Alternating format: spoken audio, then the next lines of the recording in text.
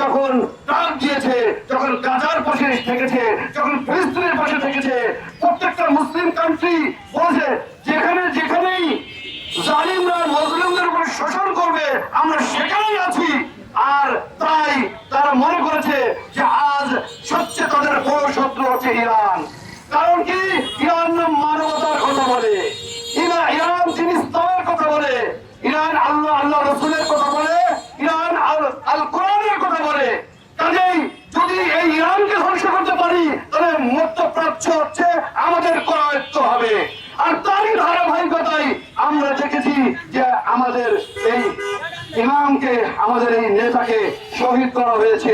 এখনো পর্যন্ত সারা বিশ্বের মুসলিমদেরকে জাগ্রত হতে হবে যেন কোনো অবস্থাতেই আমাদের মুসলিম উম্মারা যাতে ক্ষতিগ্রস্ত না হয়।